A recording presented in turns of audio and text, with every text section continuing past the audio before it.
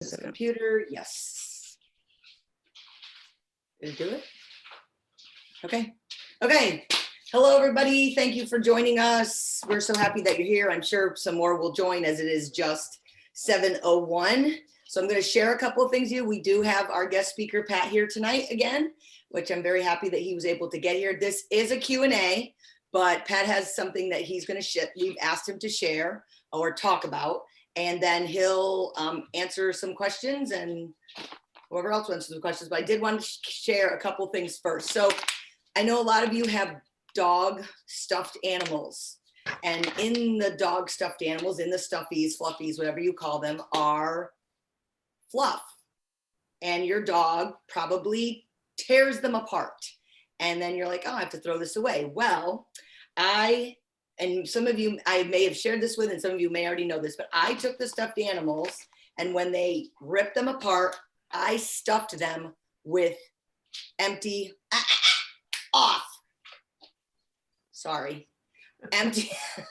empty water bottles and whatever empty I have. So now the dogs, and then I sewed it up, and the dogs love, yeah, you hear that, don't you? They love to chew on it. So they're not tearing it apart anymore.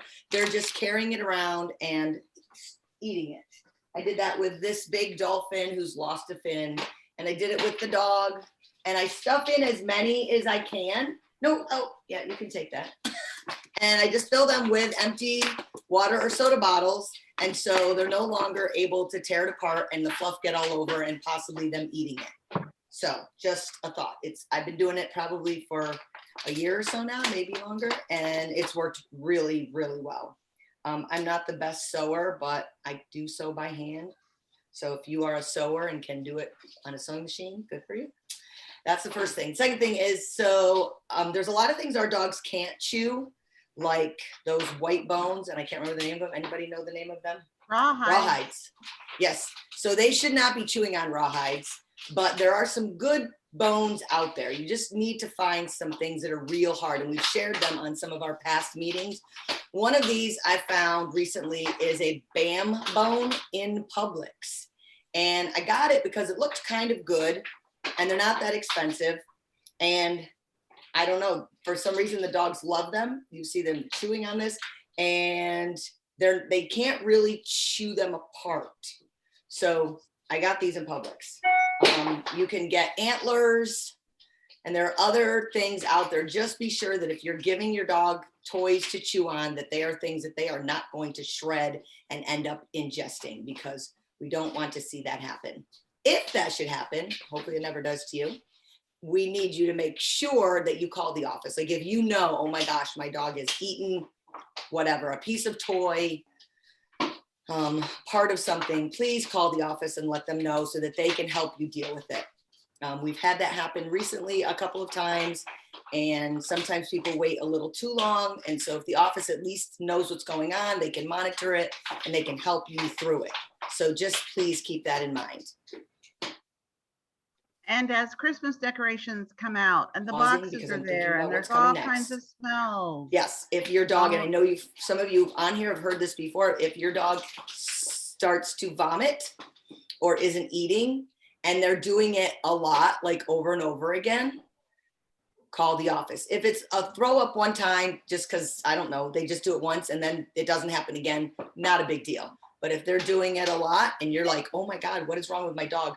Please make sure you call the office. So again, they can help you monitor that situation so that it doesn't get out of control. That's all I can think of right now. So you can do two things. As Pat is sharing information with us, you can type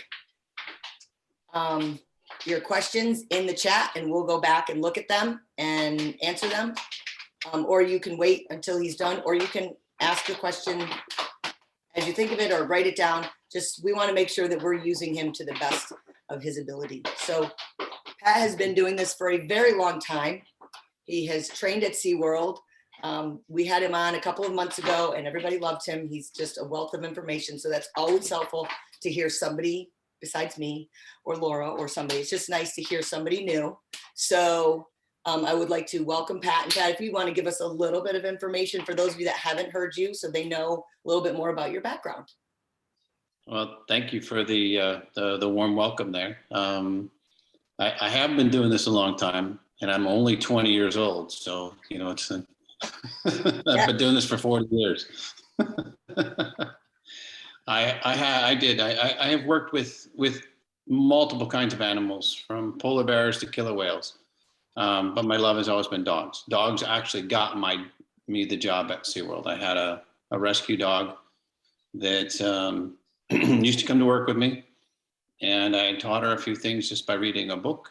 And the manager for the SeaWorld of Ohio was working out at a Nautilus where I was working while I was going to college. He says, "Is that your dog?" And I said, "Yeah." And he said, "Oh, she's very well behaved." I said, "Oh, it's nothing. Watch this." And I called her. She came running across the room, and I went bang, and she fell dead. And he goes, "Wow." And I said, "Oh, wait a minute. Dead dogs don't wag your tail." And she stopped wagging her tail. And he goes, "You ever thought about being a trainer?" And so that's what got my career. That was in 1983 in SeaWorld of Ohio. And they moved me to Florida in 84. And I ended up spending 20 years with SeaWorld. I was always doing dog training on the side. I don't know if anybody remembers a place over in the Conway area. It was two ladies had opened it up, and I used to go in there, and I ended up training for them and teaching them and teaching how to people how to train their dogs. So I've had a lot of experience over a long period of time. I presently own a place called Pat the Dog. It's a boarding, grooming, and daycare at this point. I used to do a lot of training. I just don't have the time to get out and do the training like I used to. I've got a grandson now, and I'm getting where I just want to relax and have fun with my own dogs and that kind of stuff. There's actually a big show up in Ocala starting tomorrow. What's tomorrow? Thursday, Friday, Saturday, Sunday, and I'm going up Saturday for the Staffordshire Bull Terrier specialty, the regional specialty. I have Staffy Bulls and show them. So anyhow, that's me in a nutshell. Some of the things I was asked to talk about by Wendy, asked me to talk about is how do we communicate with our animals? And she mentioned voice, and voice is a big part of how you communicate, but it's also your body posture. And I think we miss a lot of that with our body posture. You know, if you have somebody that stands up and sticks their chest out and goes at you, it's like a loud bark to a dog. And it's the same thing for them. They see that as a loud bark or an aggressive or an aversive thing. I'm not telling you have to get your dog's attention by being loud and obnoxious. What I'm saying is you need to get your dog's attention through being confident and being forward with your dogs, if you will. If you had somebody, if I said, "Hey, Wendy, I need, would you please, could you possibly, and are you going to follow that person?" No. But if it, "Wendy, I need you over here now, let's go, come on," you're going to follow that person, and you're going to ask questions later. And that's what your dogs need right now. They need a leader. They need somebody that's going to say, "I want you here now, not tomorrow, and let's get going and follow me." Because if you don't get them to follow you, they're going to ask you to follow them. And you got big, strong dogs with big, strong personalities, and they're going to go ahead and lead you. And that's not a position you ever want to get in, because it's really hard to reverse. It's a lot harder to extinguish an incorrect behavior than it is to train a new behavior. So if you start off in the beginning with that clean slate and move forward where you're the leader, you don't have to worry about ever playing catch up. Again, I'm not telling you to holler at your dogs. I'm not telling you to be big and mean. There are times where I'm super quiet to my dogs to try to get them to listen in. You ever had that teacher where you're in the classroom and all of a sudden they got real quiet and you went, and the room's real noisy, and all of a sudden the teacher's quiet and the whole room goes dead silent because you need to look out. My mom used to be like that. I'm one of 10 kids. So my mom used to just come in and she'd just smack all 10 and say, you know, "One of you guys did it. I don't know which one, but you probably did something I missed anyhow." But that's how my mom taught. But there's ways of doing that. You've got to get their attention and keep their attention and drive forward. I'm not saying you've got to yell at your dogs. So if I yell at my dogs, being even Staffy bulls, I mean, you could beat them with a stick, laughing and smiling, and they wouldn't even flinch. But if you get in an angry look or a mean tone in your voice, they're on their bellies. So I'm not telling you to do that. What I'm telling you is be a leader, be somebody that you want to follow. If you set that example, who would you follow? And if you can't, and that's what your dogs want. They're looking for a leader.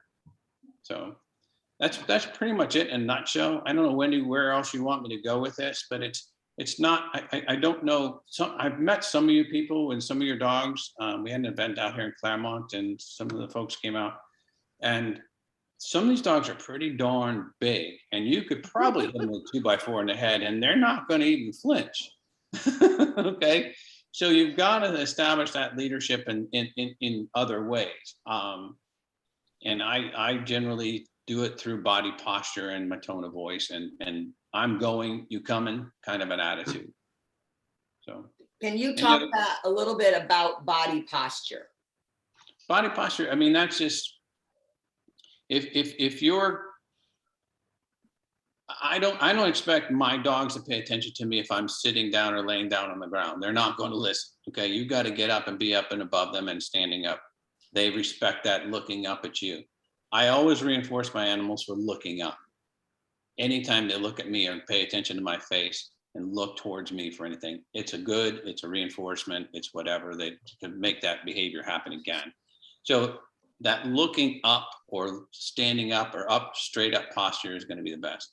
The only time you're going to be in trouble, in my opinion, is if you're on the ground or sitting down with a dog. A lot of times they'll take advantage of you big time there, because you then have to stand up to change the behavior, to redirect whatever the incorrect behavior that they just presented. So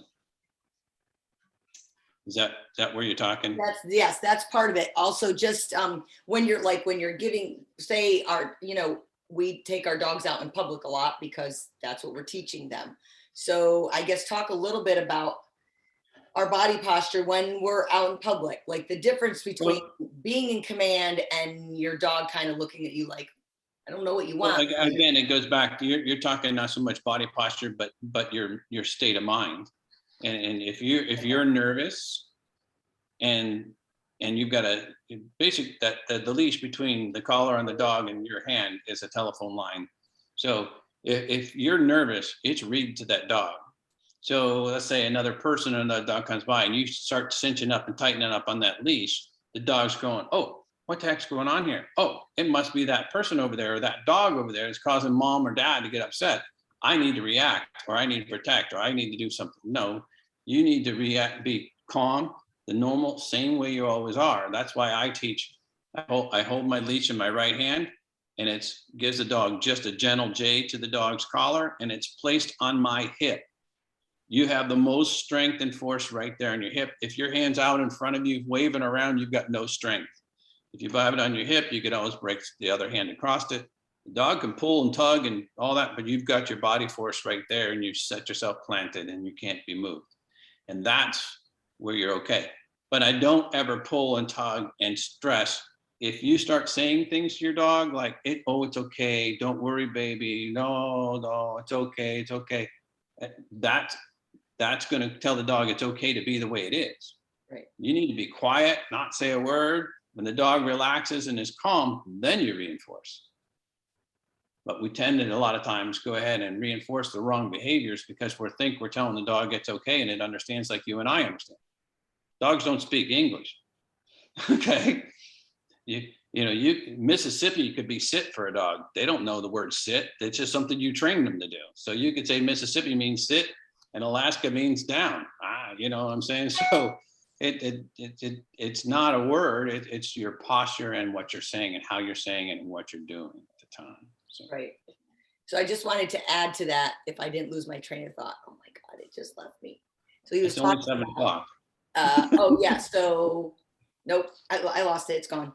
So talk about dogs not generalizing, not being able to generalize. Well, and I always revert back to when we went to different parks with the killer whales or the dolphins or the sea lions. If we moved them from the Florida park to the Ohio park or Ohio park to the California park or San Diego park or San Antonio park or whatever, you had to go back and reshape those behaviors in that environment because they just didn't understand it. I can't tell you how many times I get somebody that I did training with, and 2 or 3 years later, they come and say, hey, we moved to a new house and the dog's peeing all over the house. What's going on? They don't know where to go. You've broken all their habits and everything else. So you need to go back to that, treat it like an 8-week-old puppy, put it in the crate when you need to, take it out when you need to, show it where it needs to go. It won't take as long to shape that behavior in the new location, but you need to go back. They just don't understand going from one location to another. Right. So even when you go on vacation with your dogs or take them to new locations, you need to pay attention to them and treat them like they're little guys, and that they may not know it. I can't tell you how many times I've had people go, he knows what he's doing. He's just doing that to pull my leg. No, dogs don't think that way. The animals don't waste their energy on trying to trick you. That, they only do things that are going to be reinforcing to them or in some way, whether it be physical, intrinsic, or food, or that kind of thing. They don't do things just to try to trick you. They're not humans. They just don't think that way. Okay. So we try to tell our raisers, especially new raisers or raisers that are getting a prison pup for the first time, that a lot of our dogs have had an extended stay in prison because of COVID. And so we're pulling them out, and they've been in a long time. So I would say to our raisers, one, give them time to acclimate to their new environment. However, this is the time when your voice would matter, like being firm with them, because so we say, they're not trying to get away with it, but it's a new environment. And so they have to kind of relearn those behaviors with somebody new. They've been hanging out in the same spot, in the same place, doing the same things every day. And now all of a sudden, they have all this freedom. And so their life changes. And it's also, they lived in a sterile environment, and they're coming out to all of a sudden there's a lot of sights and sounds that they're not used to. Yes. And that's what I saw when I saw, I can't remember what the dog's name was. He was a monster. He was like 120-pound dog. And I'm going, oh my gosh. Probably Conan. It was probably Conan. It was Conan and me. I came to the event in Claremont. Yeah. Oh my gosh. He was a big dog, beautiful, absolutely adorable dog, but he didn't understand life. Yeah. And so he was still relatively new to me at that point too, because that was like in June and I only got him in May. Yeah. And we talked about that. And I'm not blaming this is not blaming anybody. This is all, again, start and act like they're an 8-week-old puppy. Right. Even though he's 120 pounds, he's still got the brain of an 8-week-old puppy. And he still does. Well, most dogs will until they're 6 or 7 years old. And just the way they are, they just don't mature, some of them. And just treat them like that and understand that it's black and white in their eyes. It's not, there's no gray in an animal's view. Everything is black and white. It's either they're going to get reinforced by doing this, and they don't care what kind of reinforcement it is, positive or negative reinforcement. They don't care as long as they're reinforced. So if the dog's doing something wrong and you're going, no, stop it, cut it out, whatever, he's getting reinforced. It's like the kid acting out just to get attention. It's the same thing dogs will do. They don't care how they get your attention sometimes. Right. But that's why I keep it very clean as best as I can. As long as it's not going to cause harm to you, the dog, or anybody else, ignore the incorrect behaviors and reinforce the correct behaviors. We miss so many times when the dogs do things right because we go, whew, finally laid down. Now I can relax. No, reinforce that. That's what needs to be reinforced. When they stop and they settle and they're calm, that's the stuff that needs to be reinforced. And we miss it all.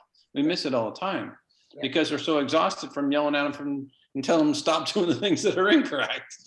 So we finally turn off. So it's almost like switching your mindset because we're so used to being corrected when we do something wrong.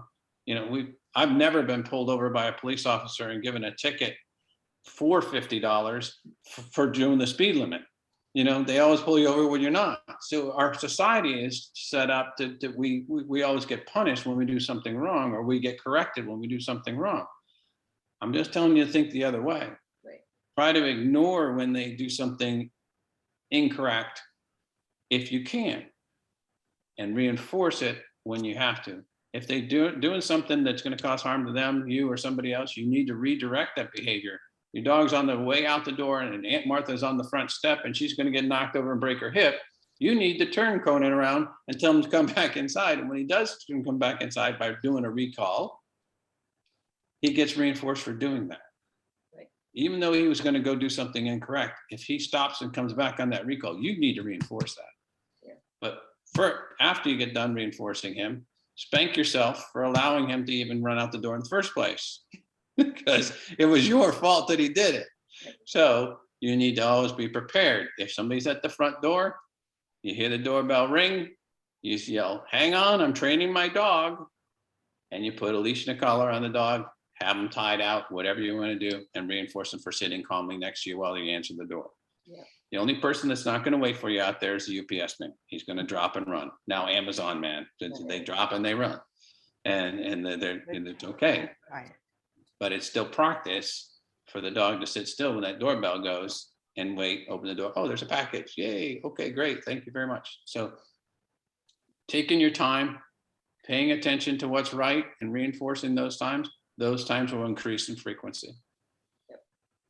It's plain and simple. So we talked. Can I ask a kind of a follow-up on that?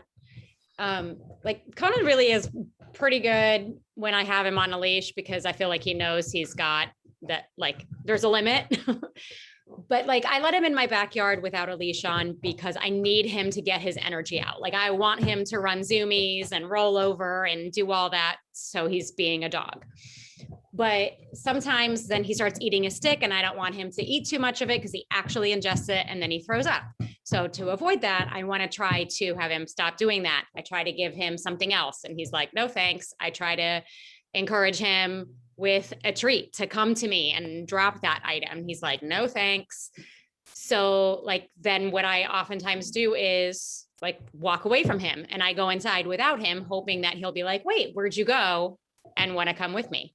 But sometimes that doesn't work. And then he's out there eating the stick and I'm just like already thinking about the 5 pounds of throw up I'm going to clean up because he eats so much food. So it's like, is that the right thing to do if he doesn't respond to me trying to encourage him to do that, to walk away? Like you said, I don't want to keep telling him no, right? So Yeah, well, I'm just, because I don't have a leash on him at that time. Anytime I have a leash on him, I can get him to do what I want, but Sure. I need him to be able to run, which is why I don't always have the leash on him in the backyard. Okay, you got a couple of things going on there. Number one, for run, I don't ever stick a dog in the backyard and think they're going to exercise, because I do formal exercise with the dogs. I do So- too. I walk him, but he needs to But walking for a dog is a warm up. Okay. You need to do retrieve of some And kind. he just wants to eat what he gets. That's okay. I try to do that. But if you do a 2-toy game of retrieve, I know you're shaking your head, but I think I can make it happen. I know you can, but that's the problem is I can't seem to make it happen. What I know do is someone that has more skills can do it, but I have two balls and he's like, I don't want that one because I know you're going to throw it and make me go get it again. And I'm busy chewing this one. Like, Okay. I know you're saying that they don't think like that. And I'm sure he's not thinking like that. But to me, that's what it seems like. Because I'm like, no, look, I got this one, give. And he's like, no. But what if you said he eats a lot of food. Yeah. So. But I've tried to give him his entire bowl of food to give me a ball. And he said, no, thanks. Yeah, but you did it one time. If you did it every day. I've done it several times, but every time he's not interested. If he had to go through you to get that bowl of food every day, he had to drop that ball. He'd learn to drop that ball. Okay. You gotta so be you a want me to little give him the, I'm afraid stingy to give him the ball every day because it's just so stressful. But you gotta be a little stingy sometimes and it's gonna be harder on you that he doesn't get his dinner than it is on him. Yeah, you're right. Okay, so you need to just have a little bit of an iron gut there and say, no, you gotta pay attention to me and you're gonna get paid for doing a job. If you don't do the job, you're not getting paid. And I guarantee you, domestic dogs still exhibit 70% of the same wild characteristics of wolves. Wolves do not eat every day. Right. They may eat every third or fourth day. The only reason our dogs eat 2 and 3 times a day Just is because because we eat 2 and 3 times a day and more. And we feel bad that our dogs are not eating when they don't eat. So what I would do is he would work for all his food until he learned how to play retrieve. And I take. I don't just give him food for nothing, but I haven't always done it with the ball. And like, I sat there one time for 30 minutes with him, with his bowl of food, asking him to give me the ball. Does he have the ball all the time? Access to it? Nope. It only comes out for the game. Yep. Okay, great. That's perfect. Little deprivation of the toy is what you want to do. I don't use a ball. I actually use the fleece discs. Okay. Because they really, really like those. But then I use a high value treat, whether it be taking the regular food and putting cheese or hot dogs or something like that into it, or I just take a regular high value treat. And I take them in a hallway where the only way out is through me.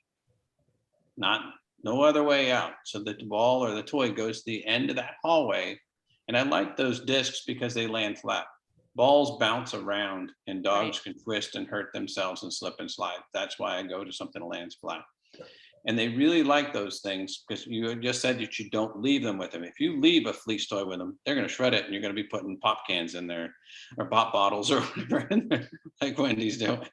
So I just do that and I get them and end up, they have to come back through me. And if I have to take a hold of their collar, I'll take a hold of their collar and I will put the food right on their nose. And they will eventually spit that toy to take the treat in a high value treat. And I end the game with one toss. I don't have to do multiple tosses. The next day I might get 2 tosses in. The next day 3 and build from there. But again, you've got to build on your successes. You can't go from 1 to 20. You got to do one at a time. Yeah. In the backyard, when the dog is in my backyard, running around playing and stuff, what we tend to do is we call the dog in and end all their freedom. If we would just go to the door and call the dog and have it come to the door and say, oh, thank you for coming, goodbye, give it a treat, and send it back out in the yard. Your dog's going to look at you with big saucer eyes like, what? You never do that. I had a client with a Great Pyrenees that would not come in. And she eventually one day went out there and was going to drag this dog in. Well, the dog knocked her down. She was dressed and ready to go to work. What did she do? She went back in the house, she changed her clothes and went to work and left the dog out there. What did the dog get? The dog got the reinforcement of being out in the yard all day long, got to be what he wanted to do, and it got away with it. She was never then able to go out there and get the dog. That's why she called me. So what did we do? We told her, I said, okay, you get up in the morning, you let the dog out in the yard. You call it to the door and say, good dog, give it a reward, send it back out in the yard. I want you to do that at least a half a dozen times every morning. And then I want you to call him in, put him in his crate. I want you to go eat your breakfast. Then I want you to let him back out in the backyard. After you've put him in the crate, put him back out in the backyard. Then I want you to go brush your teeth, brush your hair, put your makeup on, whatever it is. But I don't want you picking up your car keys because that's a big signal that you're leaving in your purse. I said, bring him back in, put him in his crate, reinforce him, and go to work. And I want you to do that on Saturdays too. And I even want you to go walk out the door, start your car, back it out the driveway, pull it back in, let the dog back out of its crate and put it in the backyard. So it doesn't understand when or why or how you're going and can't predict what's going on. So dogs in the yard need to be trained to come and go whenever they possibly, when you say. So that's teaching that recall. It's just like a kid on the playground. Just 5 more minutes, mom, 5 more minutes. No, 5 minutes are up, but we're going to do this and make it unpredictable when they're coming and when they're going. And it takes a little more work from us, but eventually you don't have to do that every time. You can go to every second or every third or every fourth or every fifth or every 10th or every 12th or 20th. It just builds on that. And it doesn't take much to maintain it once you've trained it. That's where you got to get. Once it's trained, it won't take much to maintain. So. Okay. I just guess I never realized like my other dog was so food motivated. I didn't have to work hard at all to train him. Like he would see a treat and do anything. And Conan is not like that. So I guess I'm learning the more stubborn dog that's not as interested in the treat because German Shepherds are probably the hardest ones for food reinforcement out there. It's a great name. German Shepherds will die before they do anything for food, it seems like, for the most part. You got to really, really use their food, all their food for it. I think Conan will do it. It's just, you got to find how much you need to not pull out of his regular meals to get him where he has some drive. And yes, Okay. every dog is different, just like every person is different, and may not be food that's his reinforcer. Okay, maybe just mama's love, maybe just rubbing on him and loving on him. I don't know. I'm just throwing it out there. I'm not saying that's Hoping it. that would be his big thing, but nah. Well, maybe you need to stand on your head and spin around or something. I don't know. But No, I'm not doubting anything you're saying. It's just, I'm not used to that. Cause like I said, my other dog was just like, I could teach him how to do anything in like 5 minutes or less. Cause all he wanted was the food. yeah, So, and you're going to get that, but everybody and every dog is Right. different as an individual, and you've got to find what reinforcers will work for you or not. But then I have a feeling that how much food is he getting? How old is he now? Is he 18 he months? just turned 2. He took 2. How much food is he getting a day? He gets 2 cups in the morning and 2 cups at night. So 4 cups a day at a 120-pound dog. I had a bull Put him mastiff. on a little diet because he was a little chunky when I got Okay, him. yeah, I was going to say, I had a bull mastiff. She weighed 115 to 120 pounds, and she was eating about 3 cups of food a day. Okay. Yeah, because he came to me with eating 2.5 at each meal, and we cut it down to 2. And I often use some of it like for training. I don't give him the whole, 2 cups in his meal. A real cup, a real measuring cup. Like a real measuring cup I use. Yeah. I went to a house one time. The guy had a Great Dane, and I said, well, their dog shouldn't be eating any more than like 3 to 4 cups of food a day. And he goes, oh, that's all he gets. And I said, can I see it? And he pulls out this big gulp cup, and that's what he was getting 2 or 3 of those, 4 of those a day. I said, that's not a cup. Yeah, no. Real measuring cup. Thank you so much. Sorry to dominate the time. That's okay. And you can call me anytime. We talked about that. He's a big boy. He's a sweet boy. There's a lot of dog there, and he's got some issues from being too long in the prison. So he needs a lot of socialization, and that may be part of, I don't know what kind of a bond you guys have now, because you guys were just establishing it when I met with you. But he may have a little hardened to bond well with people just simply because of the situation he was in. So we got to work with some of those things too. You may have to work. I think we have a decent bond. And I will say, when I take him places, he's very well behaved. People always comment on it. It's more like at home or outdoors that he is extremely like distracted by all the things. But I take him to Publix, and he 99% of the time is absolutely wonderful. So Well, that's applause to you for doing the hard work. And I mean, I gotta say, he was kind of like that the very first time I took him there. I was like, okay. Yeah, but you've put the time in. It's obvious that you're putting the time in and taking care of it. So don't give yourself any. Don't discount what you've done. Yeah. Okay. Thank you. Keep working on it. You've got a couple little issues that you can work on and conquer those too. You'll get it. I really feel you will. Yes. Thank you. I just wanted to reinforce what Pat was saying. So lots of praise. Those of you that are new, New Horizons is all about positive reinforcement, about really honing in on those positive behaviors that they're displaying, and not so much disciplining them. I mean, so just really catching them. It's all about timing.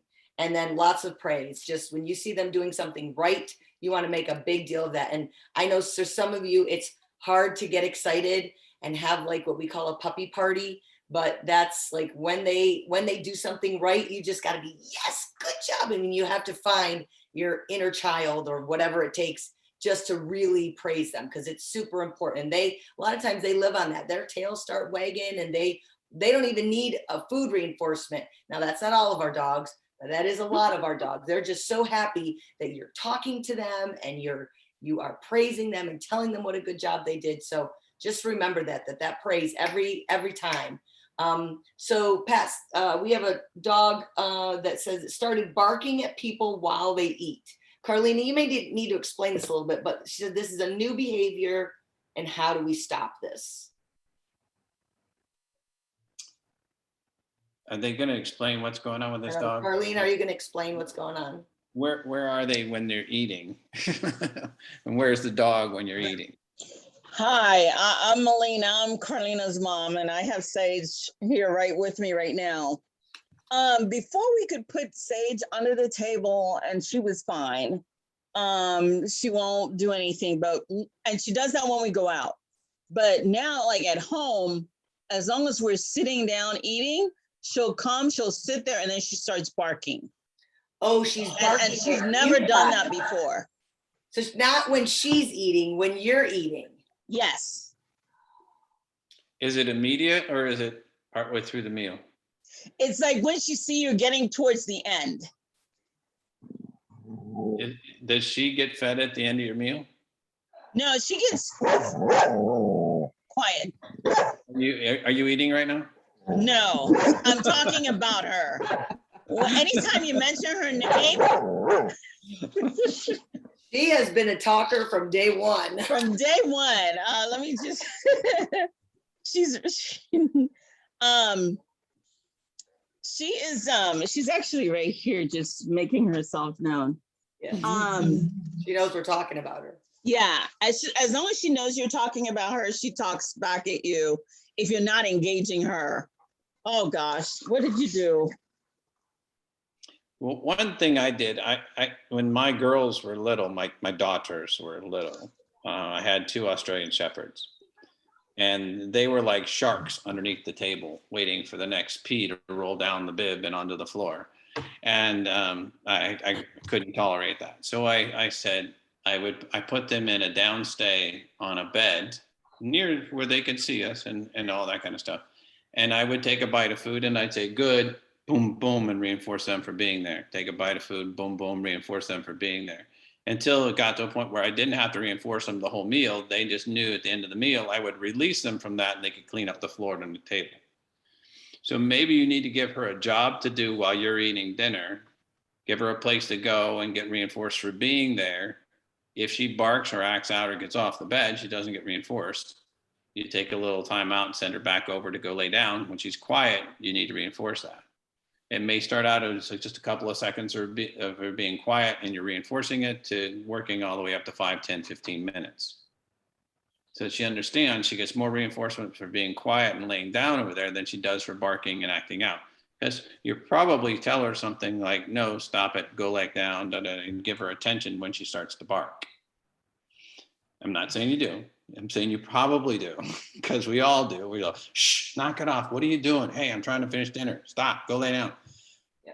Be proactive, teach her a place to go and start reinforcing that. And then she won't be, most likely she won't go into that other behavior because you've given her something else to do. Does that make sense? Yes. It does. It's just that it's new.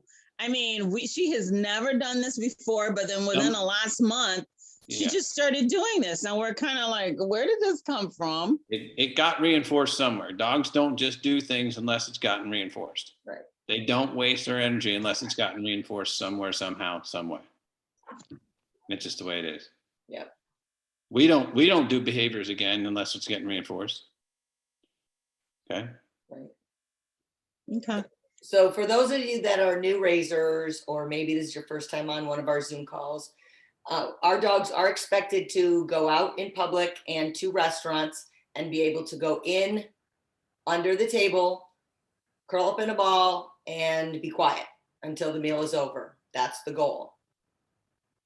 Your goal is to get the dog in under the table, have them curl up under a ball, in a ball, and be quiet.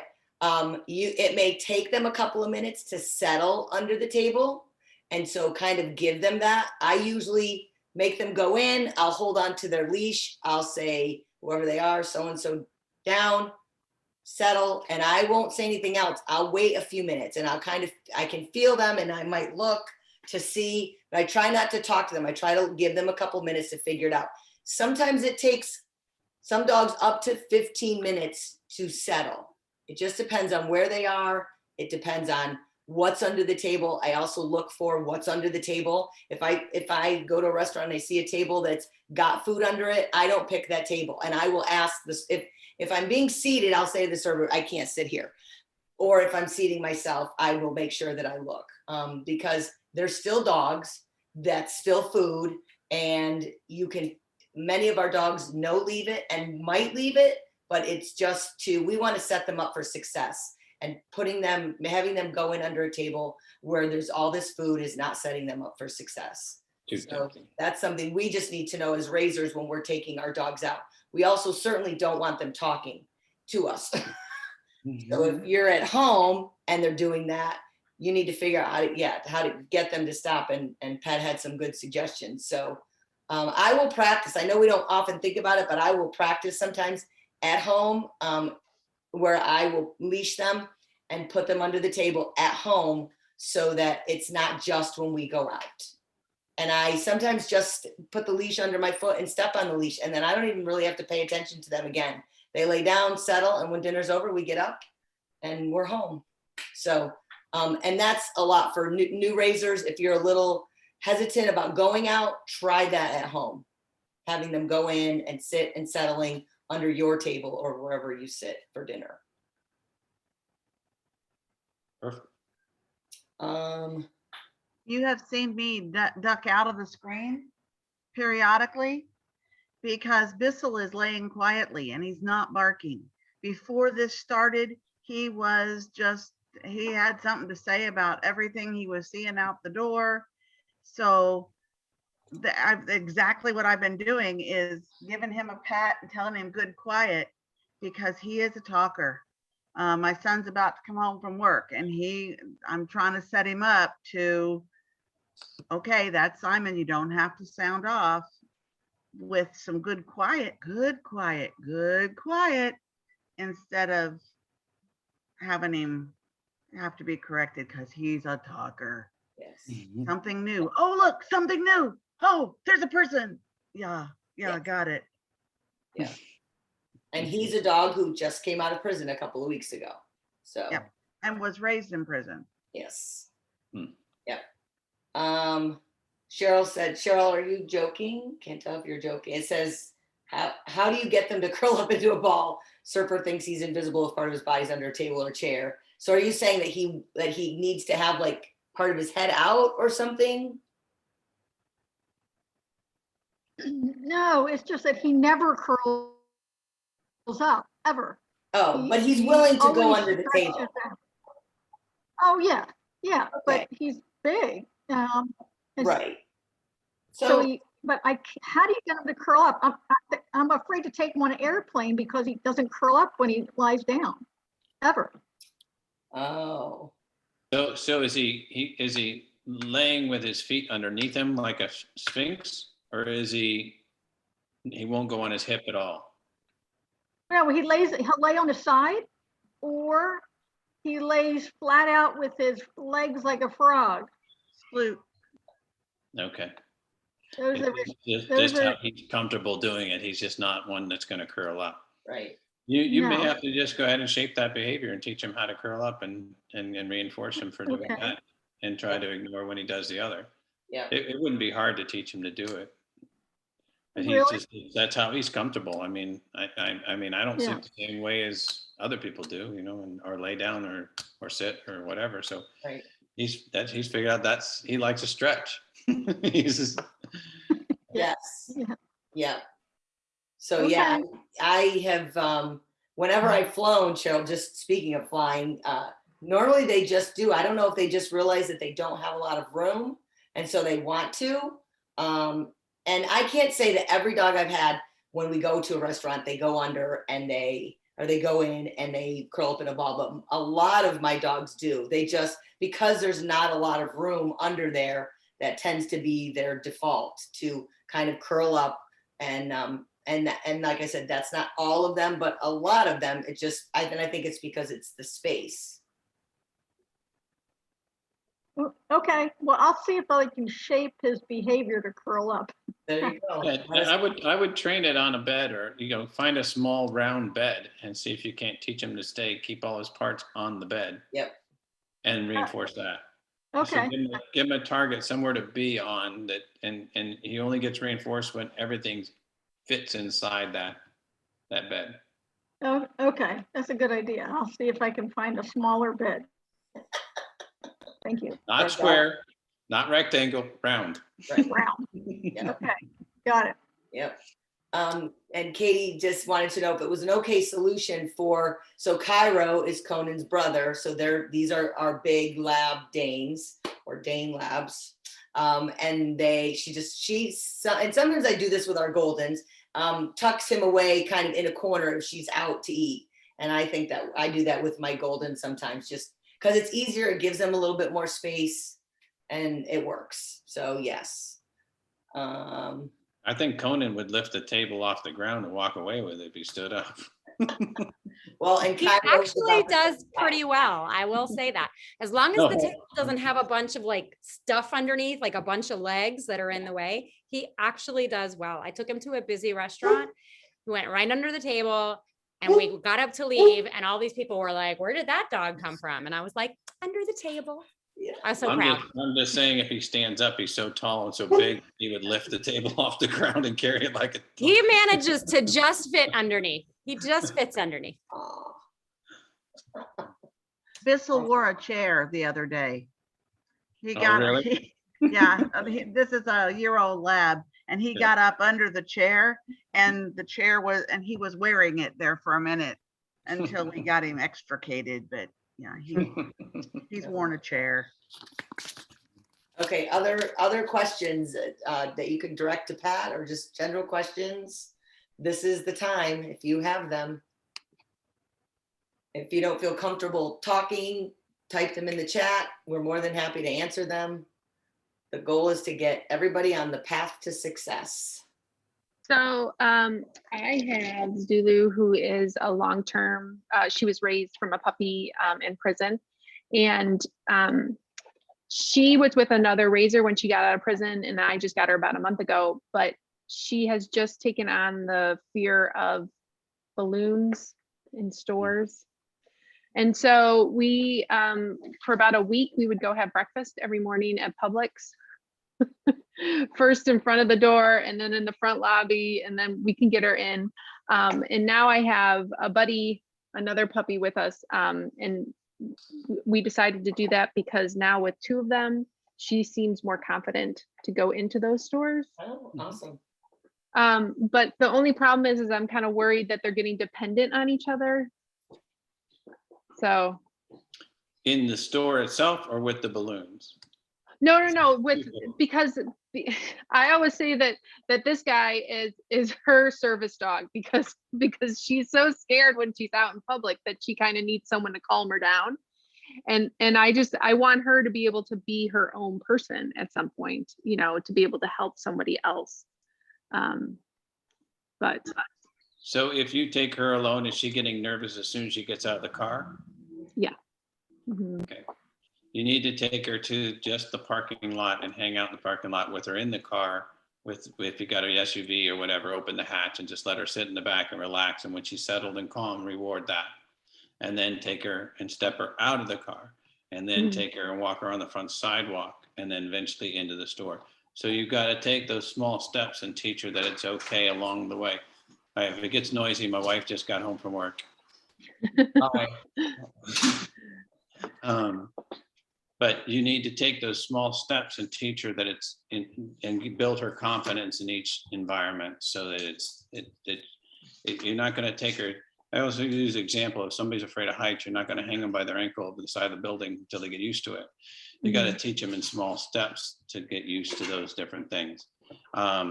You can even, if it's people or if it's the environment or if it's the balloons, you can always simulate some of that stuff at home and teach her that it's okay.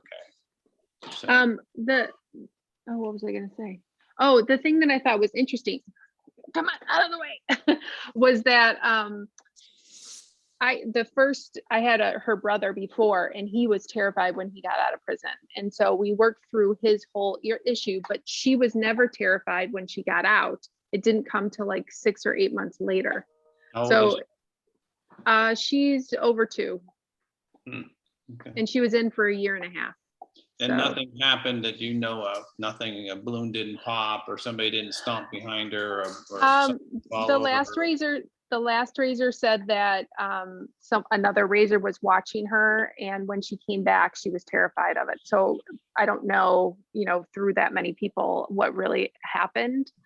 But it's like she knows Target, she knows Publix, she knows where you're going. She knows when the door opens. So we've been trying with him, helping her, just because it's. I figured if I had two of them. But now I have two of them.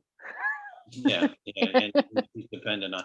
So some of the other things you can do is make sure that you're like we talked about earlier, about not reinforcing her inadvertently for doing the wrong things by saying it's okay, baby, don't worry, and all that kind of stuff. Right. Just standing there being quiet and being calm, and then reinforcing her for it.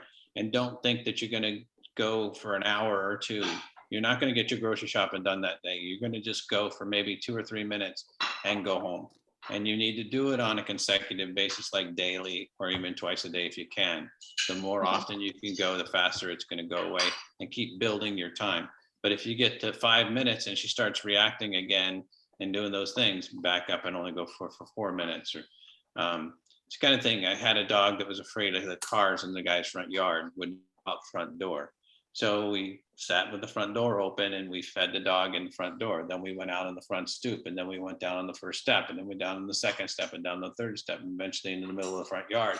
And then we were standing by the road and cars going by, and the dog was fine. So we desensitized the dog to the cars and showed them that it was okay, and that they got reinforced for doing this in a positive way. My feeling is, and just like I just said a few minutes ago, something happened. This dog was fine before, and all of a sudden we've got something. I don't know, like I said, could somebody have accidentally fallen? Could a cart run into her? Could a balloon popped? Could a car backfired? I don't, who knows what happened, but something happened to startle the dog, and now we've got to go back through. And it shouldn't take very long. If we had success before, it shouldn't take long to desensitize her to this environment, to the new environments, and show her everything's okay. That sometimes noise happen, and things happen, or people are funny and look funny and do funny things, and it's all part of life. And just the more often she can get out and be a part of it and get desensitized to it, the better. So. Yeah, I see where Laura says, have you tried a balloon at home? I know I did that with Hess. He was afraid of balloons, and I brought a couple home, and I just let him sit there on the counter for a while, and then I moved them to the floor. I mean, we even got to the point where he could play ball with me with the balloon. So he did, but at first he was terrified. Yeah, it's interesting because I'll have balloons at home. I can blow up a balloon in front of her. She's kind of hesitant, but they both kind of are because it's squeaky. So she's okay with that. It's just, something must have happened, and I just need to take it slow. I mean, I had to do the same thing with Victor. So, I mean, it's just, I figured she would have been out of it. I wouldn't have to do it again. I had a dog who wouldn't leave my bedroom when we got him home. So it was a long process getting him comfortable with everything, but you did it. I did do it. So I guess I just got to do it again. Yes. We're going to go have breakfast at Publix more often. You guys are doing an amazing job with these dogs that are very understimulated, or coming to being that we're stuck in the prisons. And it's not their fault, and it's not your fault. And you guys are really, really working hard to get these guys turned around. And that's, again, the applause goes out to you guys for the big hearts and the time that you're committing to these dogs. It's work. It's not just it's a lot easier to take, like I told you in the beginning, it's a lot easier to take a clean slate and train something new than go back and extinguish some of the incorrect stuff.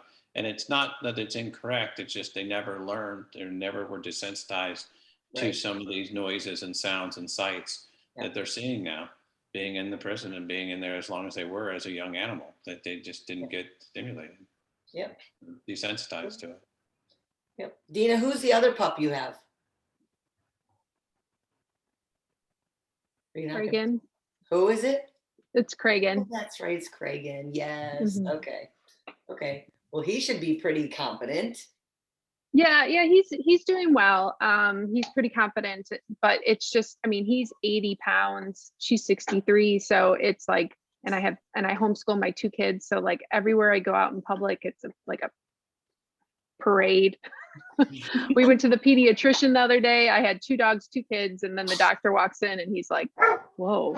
But I mean, it's just, but my question was too, is there a legal, like, I went in the Costco the other day with 2 dogs and they said, we don't know if you can do that with 2 service dogs. That's Is a there, one-day question. I don't know. I know, Well, yeah, so I was just, I've gone a lot of places, so I don't do it often, but sometimes I have 2 dogs, and so I don't want to leave either of them home. I don't know, because they're not service dogs. I mean, they're service dogs in training, so it's Right. a little bit different. I've never seen anything written that says you can't take them somewhere. You're in training. I could see if you went and they were misbehaving or not acting appropriately somewhere, somebody saying something. But if you have them both under control, they're both in training. yeah, well, that's what I told them. And usually I just tell them, I said, we're backed up with dogs. Did you want to train? That's how I talk to people about There you new go. practices. Good move. Right, yes. Yeah, I'm pretty so I've never seen anything sure. about that, never had an issue. Wendy, I'm pretty sure that according to ADI, Assistance Dogs International, and that if there's a dog in training and you're working with it, you are allowed as if it was your dog and your disability going into a restaurant, as long as they, Right. keep abide the things that they should be doing in there. Right, well, I think her question is more about, she's sometimes taking 2 dogs. I think even if you take 2 dogs, I've seen them do that before. Now, it may be questionable though, and you may be challenged on that. Yeah. I don't know. I can tell you, Dina, I have taken 2 dogs out at a time to lots of places. I've never been challenged. I don't do it often, but I have done it. I think it just depends where you're going. Yeah. So your girls need to get to the point where they probably can, can't they? Can't they control one of them? Yeah. So give them one. I mean, yeah, that's a good one. Let's see. No, she's so unfazed by balloons. Yeah. I think Dina will work through that easily. It is almost 8 o'clock. Any other questions that you would like to ask for the good of the group, or just you have a certain question about your dog? Yes, I have a question. Hi. Go Go ahead. ahead. Shalina, go ahead. Okay, I'll go then. Yes, we have Reef, and recently he started grabbing our hands. Like when we go jogging, and I guess maybe my hands in his face or something, he starts jumping and trying to like not hurt or bite, but he's grabbing the hands, and I don't know why it started. Any suggestion of what to do with that? Somewhere along the line that he thought that was pretty fun, and that's something that gets mom's reaction or dad's reaction to the hand in the mouth. And you're going to have, what I would do is just try to keep your hands away from him to start, and then slowly bring your hand back down. And as he's not going after your hands, he needs to be reinforced for not doing that. Verbal praise, just continuing on with the behavior. If he goes after the hand, everything stops. You stop running, you stop doing everything, you go still, stop. When he stops grabbing the hand, then you can proceed on and keep going. Okay, I like that. But Thank you. a lot of times it's like, I was at a seminar one time, and I don't know if you guys know Dr. Ian Dunbar, but he's a pretty smart guy. He's a psychiatrist or psychologist and as well as a veterinarian. He's from England. He started an organization called the Professional Dog Trainers, Association of Professional Dog Trainers.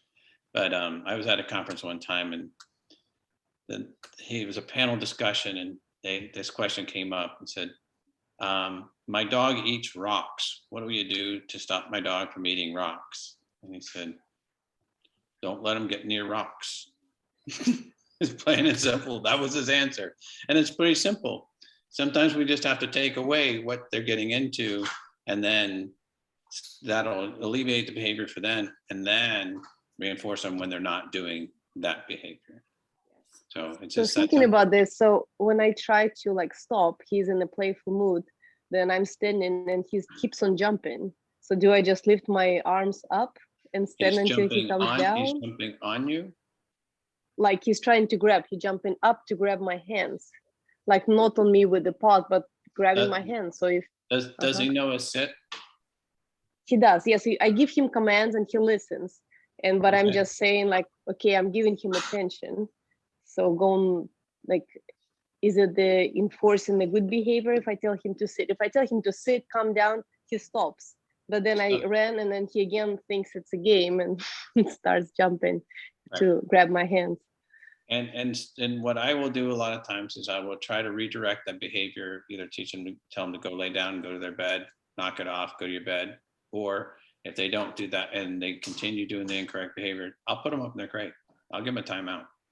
There's nothing wrong with giving your dog a timeout in the crate. Well, the thing is like he stops at that moment, he stops. And the next time I start like running or something, he starts jumping again. So I tell him to stop, he stops again. But like it seems like I cannot brain that chain that he thinks as soon as my hand around his face, he starts jumping. He thinks maybe it's a game. But if I tell him to stop, he listens. But it just never stops that moment that it triggers his behavior as soon as my hand somehow around his face. Can you see it coming? Do they Is it see my hands predictable coming? when is it predictable when he's going to do it? I can't tell. I mean, I'm not sure. If you put Not your from the hand dog's over it, if perspective. you put your hand up like this, is he going to come up and go after it? No, only at some when he gets in a playful mood.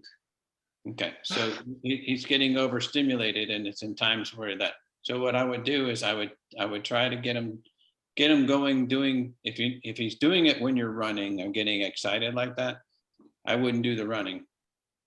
I would so until you extinguish this behavior. Yeah. So I would start out by trying to entice it a little bit while you're walking. If he starts to do good, and reinforce that, where you can control it and teach the behavior of not going after the hand and teaching him to settle and calm, and then gradually move faster and faster and faster until you can get to a jog where he's not getting overexcited. So that the jogging becomes the reinforcement, not the jumping you get in the hands. Right. He thinks you're playing, is my thought.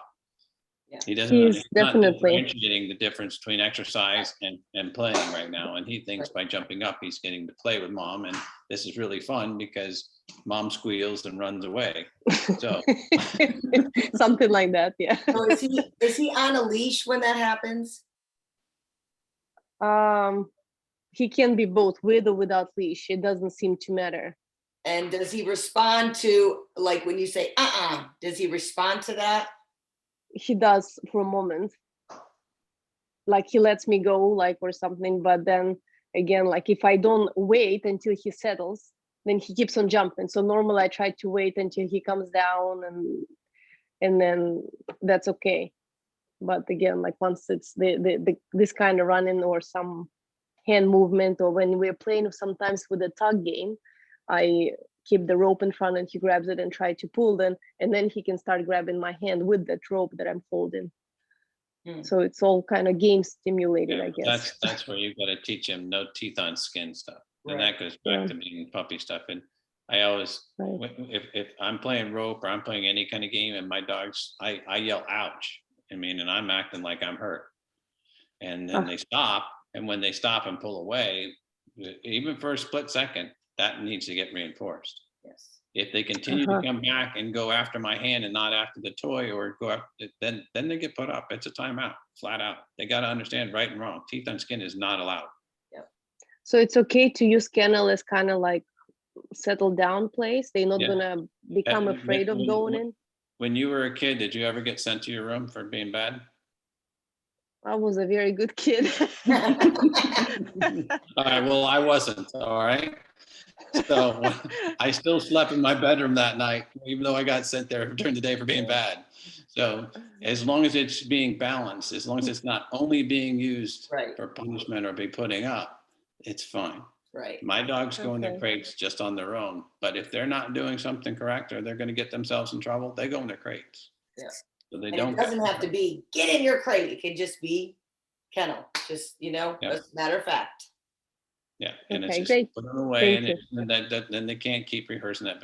And 5 minutes later, you can bring them back out and try to do something with them. And if they don't go after your hand or don't jump up on you or don't get all excited, that has to get reinforced. Yeah. So teaching them, you went up because you did this wrong, and I'm not going to let you continue on with that behavior, because he's probably too big and too strong for you to even physically do anything. How big is he? 70, 80 pound dog?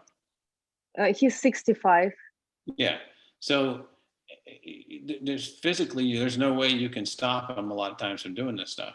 He's just going to overpower you. So you're better off just saying, no, we're done. See ya. Get in your kennel. Be done with it. So. Yeah. So I Okay, used to great. deal with Thanks so that. much.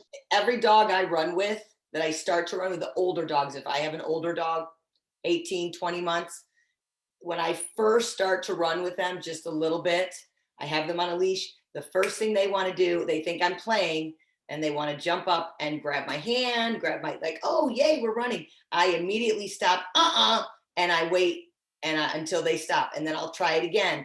And we'll try it a couple of times. Usually by the third or fourth time, and me being, we don't do that, they get it. But if they don't, I stop and we go back home, and they don't get, and we don't run. And then I try it again the next day. So I've had that happen with every dog I've run with. We've dealt with that maybe the first week. Eventually they get it if I'm firm and consistent and don't let them get away with it. That's great. Thank you very much. Appreciate that. Was there somebody else that had a question? Because I think when Jelena came on, somebody else did. I had a quick question about Fiji. I know me and Wendy talked about this a while ago. She is, no other way to put it, just stubborn. Even now, like recently we're at the beach, and apparently she loves the beach, and I'm like, okay, we're done. We're here for 5 minutes. We're going to go. She will sit her butt down, and it's me dragging her across the sand saying like, no, we're going. And her pulling back and saying, no, I want to stay a little longer. I just don't know what to do. Like, I have treats, but it's not really enticing. Like when she wants something and she wants to do it, she will continue to do it. How do you get her off the beach if she's not moving? I'm literally dragging her. Like I literally today, like after the sun had set and I was like, all right, we're done. I was dragging her. She didn't have a vest on, so it's not like anybody knew she was a service dog. But in my head, I'm like, this is not okay. And I'm literally pulling her, and we're going up the stairs. She's pulling back and I'm pulling her. It's like a game of tug of war. And is it only on the beach, or is it other places? It's just this behavior of like, when she knows she wants something, she doesn't stop. Like, we used to go out in public and she used to not want to be in the sun. She would drag me to the corner where it was shaded, and that's where we would stay because she didn't want to be in the sun. Even like driving down here, the sun was like hitting on the back seat, and she'd sit up. So she was like in the little corner where it was shaded, and she would like cry a little bit. And I was like, well, I'm driving and you just got to figure it out. Like, it's not going to kill you. It's crazy. I don't know what to do about like the stubbornness or how to get her to like cut it out. It's always like this little like whimper, like, and I'm like, no, like that's not what we're doing. She's about 9 months, Pat. She's right, Jessica? Yeah, she's 9 months, but she like, I see other dogs and they're very like willing to listen, but there's always like that one time where she's just like, not today. And it's always unpredictable. I never know when it's going to happen. I take her to the park 3 times a day to try her out. But yeah, other than that, I don't really know what to do. Do you have an area to exercise, or in a controlled area at home, like a fenced yard or something like that? Yes. Then I would start everything there first, inside the house, and then into the yard, and then I would go into the neighborhood, and then I would go to the beach. you need to start getting this control within the with a environment that she's used to being in first, because it sounds like she's doing this everywhere and anywhere she wants to, whenever she wants to. No, so no, that's the thing. This is what I was telling Wendy. I teach her how to be good in one place and she's good. But then when we go to a new place, it's all over again. Like I have to teach her, like you were saying, new environments, but she's like a service dog. So every new one, like how are you gonna train every single new place that you go to? You know what I mean? It won't be that bad. You're gonna have some things to do, but you're gonna build on a history with her of understanding that it's okay to follow the directions, and she's gonna get reinforced for following the directions. Right now, she's setting the rules, and she's a baby. She's 9 months old. You've got a lot of time with this dog to go through these things, but take small steps, build on your successes, and you will get there. But I don't know if I would take her to the beach or take her to places where she's rehearsed this in the past right now, until you get her so consistent that she's 100% everywhere else before she goes to somewhere like that. Yeah, I mean, she's so consistent of like for the places that she knows, but it's always like that new place where I take her, it's always something new. Like she'll start just acting out. Sometimes I have to just sit there with her at a new place for like the whole day. I remember we went to a training, we were around a lot of dogs. It was new, we hadn't been there before ever. So that training, we just sat there and we watched all the dogs. So that was that. But I would probably take her to a new place and only spend about 3 to 5 minutes maximum. I wouldn't try to go too long, so that you can end on a high. Because if you try to give her rewards for that whole time, even 15 or 20 minutes, trying to give her rewards for that whole time, you're not going to be able to keep her attention and get it. I would go for just a quick split session, 3 to 5 minutes maximum, and then get out of there at a new location. And then the next time you go, maybe you can get 6 to 8 minutes. And the next time you go, maybe 8 to 10 minutes, and keep building. And then go to a new location. When you're about 3/4 away trained in that location, go to a new location and then finish there. But you keep building on those successes, because by going to a new place, it's just like when you're training a new behavior, about 3/4 of the way through it, then you start training another behavior and it helps finish this one, because they're like, oh, I understand this. And it reinforces them learning the other one. Okay, I'll try that. That's a good idea. You've got an issue there right now. It sounds like she's trying to control things, and she's figured out that if she does certain things, she is, and she wins. Yeah. So you got to kind of nip that in the bud sometimes. I know. I keep like, that's the thing. She always like, she thinks that she's going to try and she's going to win, but it's like us fighting is what happens, because she doesn't win. And I keep trying to like tell her it's not going to happen, but she still tries. She's very persistent. Well, do me a favor too, that I don't know whether you put her back in the car or however you do it, but if it's getting back in the car, make sure you have something substantial for coming back to a location that and reinforcing the end point, so that she's getting reinforced for that. So if it's going for a walk and she's stopping halfway through there, don't go that distance, number one. But to make sure that she hasn't been fed or has a full belly before, so you do have some extra leverage there, right, to go ahead and reinforce her more when she comes back. So it gives yourself some more reinforcement. Right. I use a lot of my dog's regular food. I mean, that's just, and when I start out a puppy in my house, I put little feed stations all around the house that I can get to. And I call the dog whenever I move from one location to another. The dog is called and gets reinforced with its regular food. Yeah. So, so they're getting reinforced all the time. So then when I transfer it out into the yard or anywhere else, it does transfer there, not necessarily in that environment, but the understanding or the concept transfers there.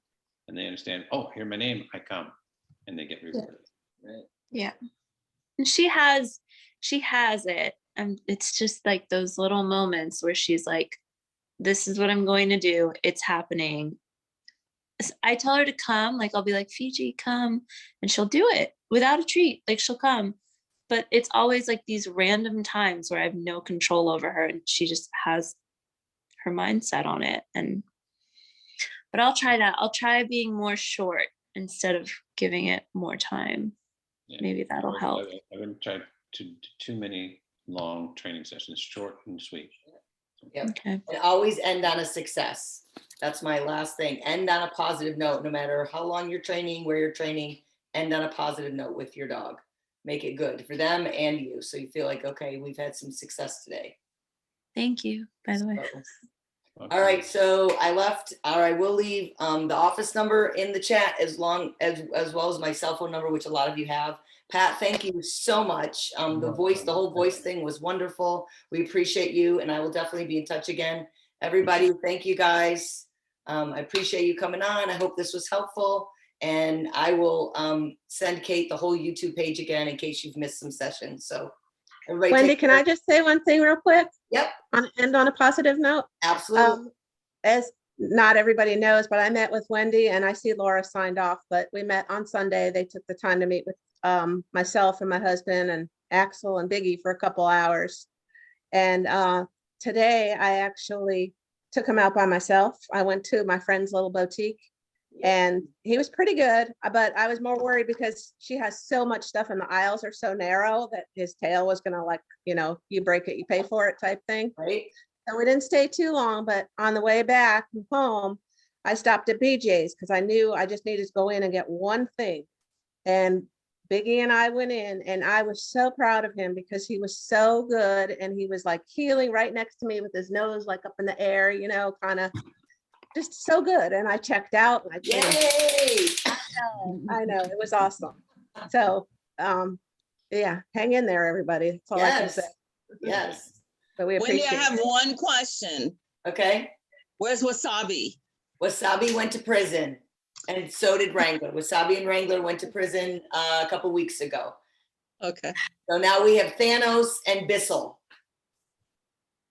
Oh, okay. So that means Sage time is coming then. Sage time is coming. Yes, it's coming. So start to prepare your heart because it's your first. I know. Oh, I don't know. Yes. All right. Yeah. Good night. All right. Thanks, everybody. Bye. Thank you. Thank you. Bye-bye.